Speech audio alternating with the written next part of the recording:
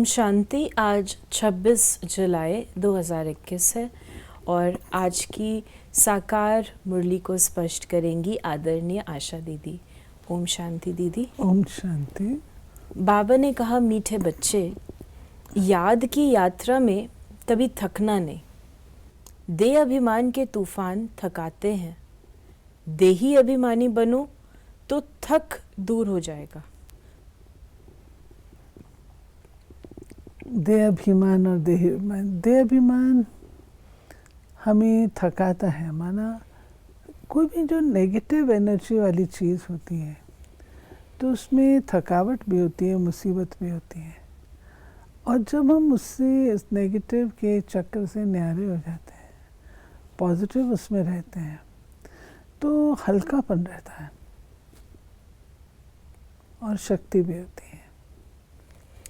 प्रश्न है, कौन सा संस्कार 21 जन्मों की श्रेष्ठ तकदीर को बिगाड़ने वाला है? अगर किसी में रूठने का संस्कार है, बाप से वह पढ़ाई से रूठ जाते हैं, तो 21 जन्मों की तकदीर बिगड़ जाती है। इसलिए बाबा कहते हैं, मीठे बच्चे, देह अभिमान के वश कभी भी ये उल्टा नशा नहीं चढ़ना चाहिए कि मैंने इतनों को समझाया, इतनी मदद की। देखो बाबा कितनी बड़ी अथॉरिटी, फिर भी कितना निरहंकारी है। इसलिए सी फादर। बाबा ने रूठने का संस्कार जो कहा, कभी कभी बच्चे अटखेलियाँ करते हैं, नखरे करते हैं, तो बाबा कहते हैं रूठ के तुम जाओगे भी कहाँ। हट्टी तो एक ही है, दुनिया घूम कर के आओगे तो मेरे पास ही। जो तुम्हारी कमी है, जो तुम्हारी कमज़ोरी है, वो क्या है? वो है कि तुम सेवा करते हो। है ज्ञान बाबा का, अपना ज्ञान आया आपके पास, बाबा का ज्ञान उसको दे रहे हो और उसमें भी आप अपने आप को समझते हो मैं इसका ओनर हूँ। तो बाबा कहते हैं फिर अभिमान आता है, ईगो आता है। ईगो आता है तो बात आपकी नहीं मानी जाती, तो रूठना होता है। तो कई प्रकार की बातें सही। इसलिए बाबा रूठने के संस्कार को अच्छा नहीं मानते। और अगर कोई रूठता था ना तो बाबा मनाता भी नहीं था।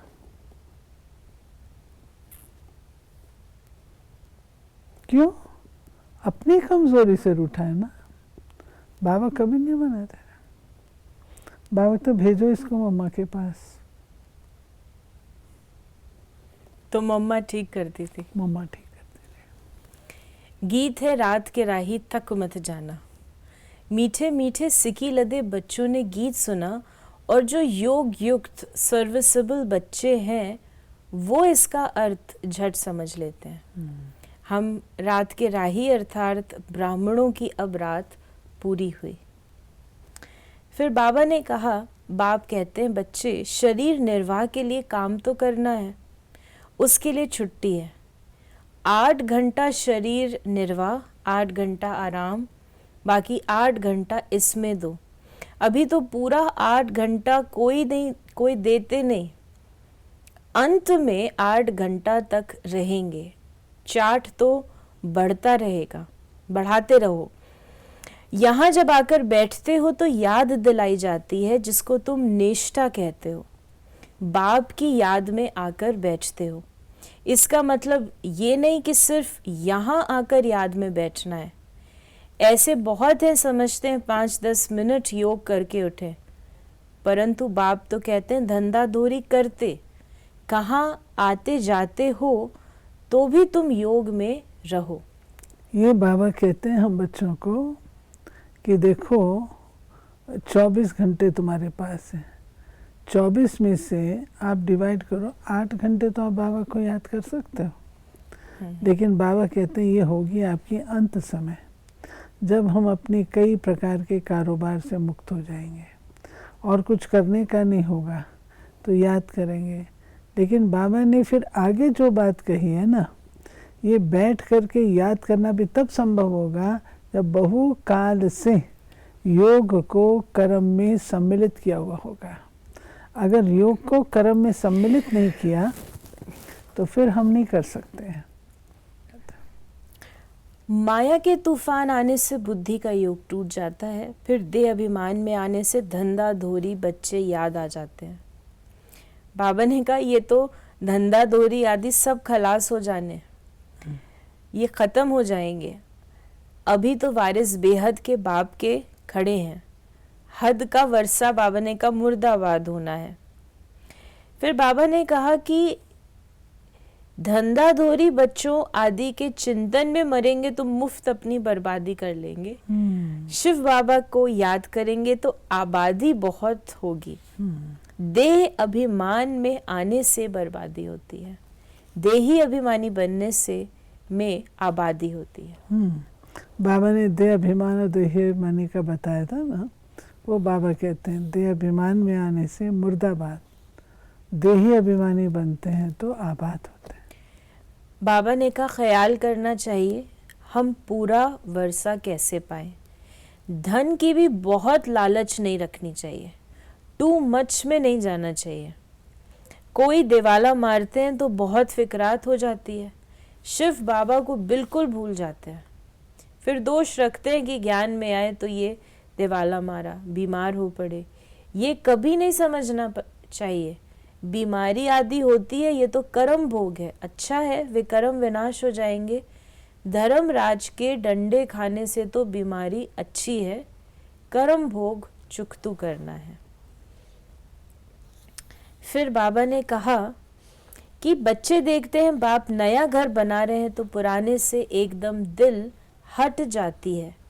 कहते हैं बाबा जल्दी से मकान बनाओ, पुराने मकान में बहुत तकलीफ है।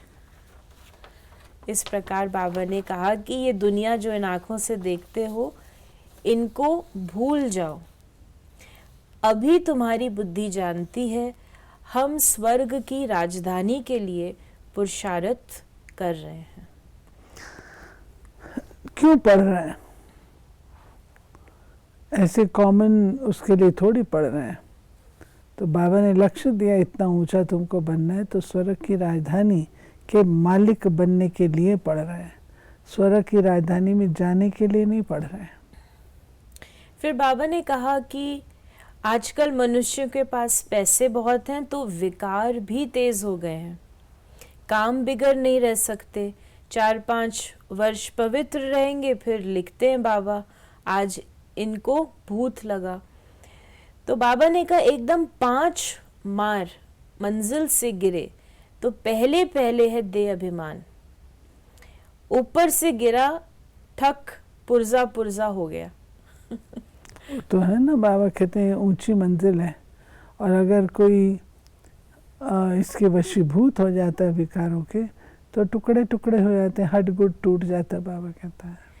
बाबा ने कहा इसमें तुम चाहते हो मम्मा बाबा को फॉलो कर सूर्यवंशी महाराजा महारानी बने, इसमें तकलीफ व खर्चे आदि की कोई बात नहीं है, इसमें मुख से कुछ बोलना भी नहीं है, सिर्फ याद करना है।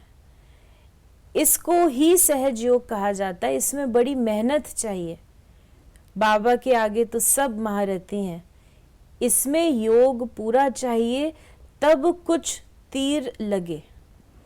बाबा ने सदा योग के सब्जेक्ट के ऊपर हम बच्चों का ध्यान खिंचाया है, तो जितना हमारा योग अच्छा होता है उतनी ताकत आती है और योग के माध्यम से ही बाबा की मदद मिलती है। बाबा ने ये भी कहा कि योग की बहुत कमी है, विघ्न भी योग में बहुत पड़ते हैं। फिर बाबा ने कहा कि तुम मीठे मीठे बच्चों को बहुत खुशी होनी चाहिए, ये सब सर्विस बढ़ाने की युक्तियां निकालनी है।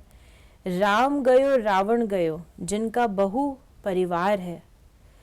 तो बाबा ने कहा बाप बैठ समझाते हैं तो भी निश्चय नहीं बैठता, शरीर निर्वाह अर्थ भी कर्म तुमको जरूर करना है।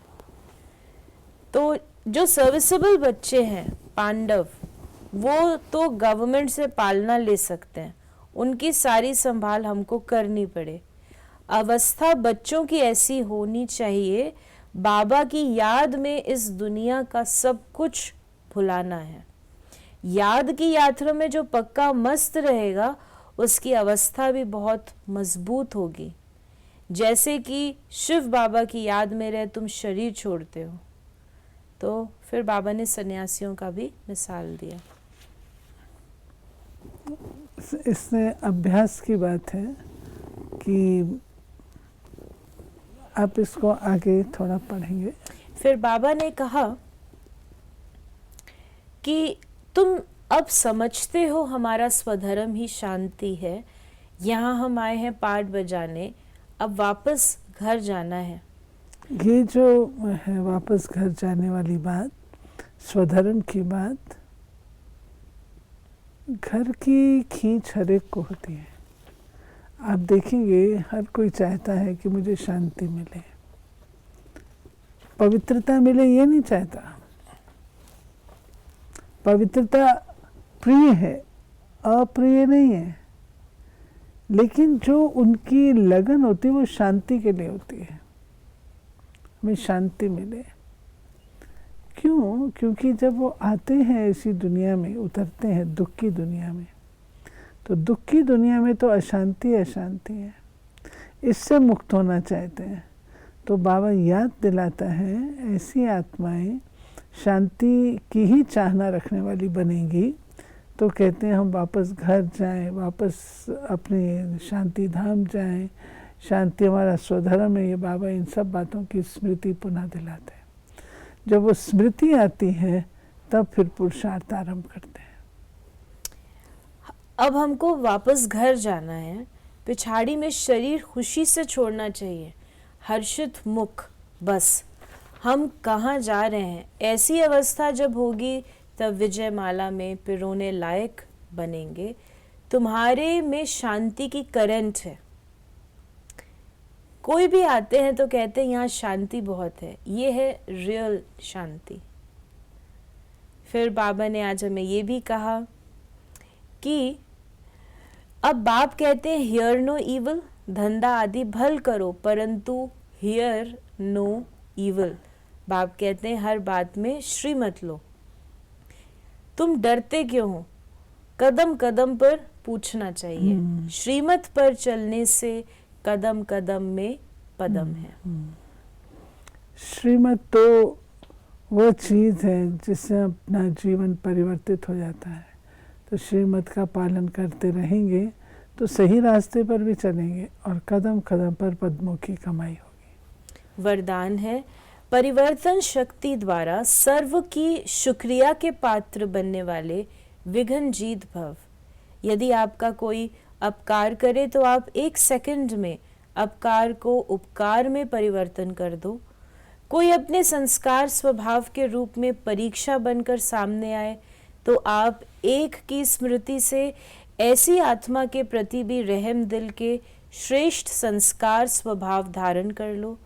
कोई देहधारी दृष्टि से सामने आए तो उनकी दृष्टि को आत्मिक दृष्टि में परिवर्तन कर लो। ऐसे परिवर्तन करने की युक्ति आ जाए तो विघ्न जीत बन जाएंगे।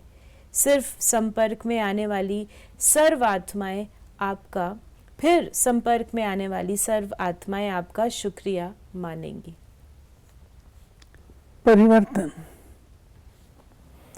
परिवर्तन के लिए सब बातों का जो आधार है वो हमारी वृत्ति।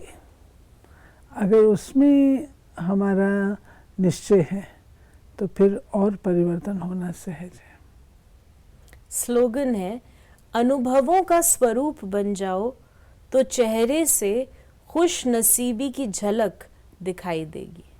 अनुभवों का स्वरूप तो नेचुरल भरपूरता होगी ना, तो वो खुश नसीबी दिखाई देगी। तो ये थे बाबा के आज के महावाक्यों का स्पष्टीकरण। यदि आपके मन में कोई सवाल है तो आप SMS या WhatsApp करें 8826599309 पर। ओम शांति।